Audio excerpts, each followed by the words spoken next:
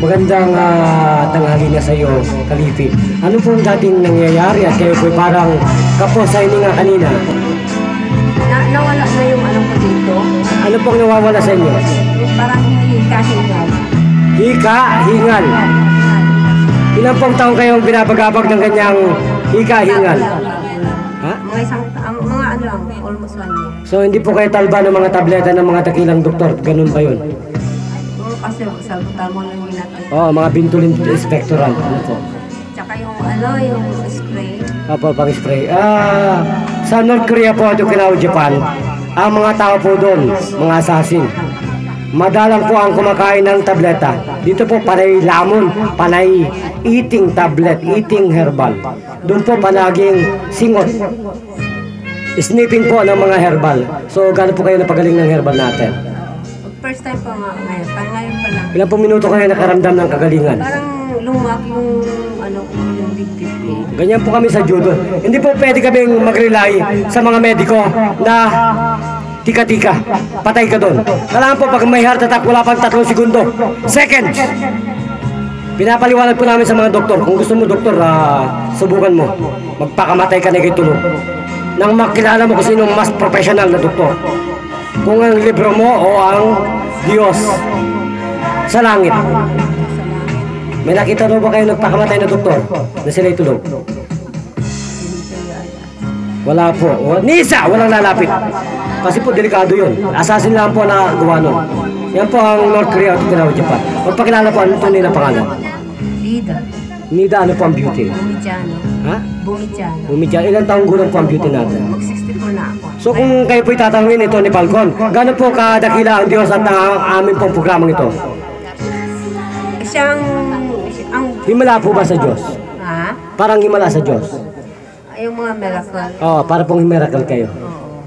Ay, Bakit po nawawalan kayo ng miracle sa mga tableta, gano'n?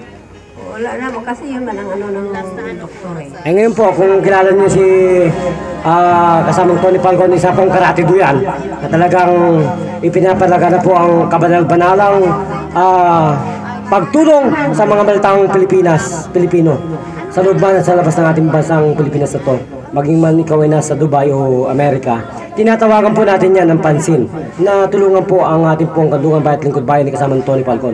Makipag-ugnayan lang po sa aming programa na magbigay man lamang ng kahit na sintimo sa kanilang puso ay daw palad po natin mga api. So gano'n po kayo talaga nagkaroon ng problemang pangkalusugan na para kayo ikamatay na ninyo. Sa gabi po para hindi na kayo makahinga. Yung hindi makahinga? Oo, sa gabi. Sa gabi, yung madaling araw, lalo na Subukan po natin kung kayo makalukso ng malakas. Sige po, tingnan po natin kung kayo po ay mababagabag pa ng hika. Sige po, lukso po kayo.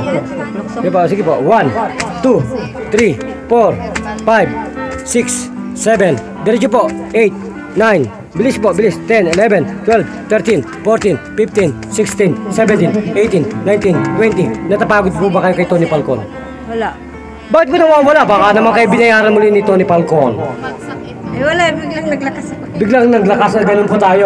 Yan po ang mga member ng ating pong judo na kung saan po ay kahit na atake sa puso, COPD, Chronic Obstructive Pulmonary Diseases, ay pinapahayag po sa internet ng tahasan para po matauhan ang mga nagsasalta sa Health City Government na makiisa sila kay Tony Falcon.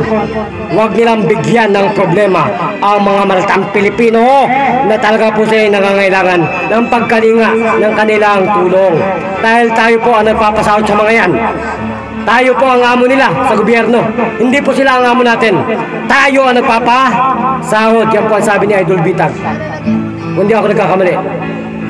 Tayo raw po at saka si Idol Rapi Tulfo. Tayo raw po ang nagpapasahod sa taong gobyerno. Kaya dapat po yung binuto natin, paglingkuran po tayo ng ganito po, libre, nagaling sa kanilang puso. Magpasalamat na po kayo. Pasalamat ako, Brad, na nakapunta kayo dito sa lugar namin. At saka, bigla kami, ito, talaga, miracle talaga binigay sa amin dito. Na nagkaroon kami ng, kinagamot kami ng liver. At sana wala din yung mga sakit namin. Eh kasi po, bantog po yung ating mayor dito, si Lani Cayetano, tama mo ba yun?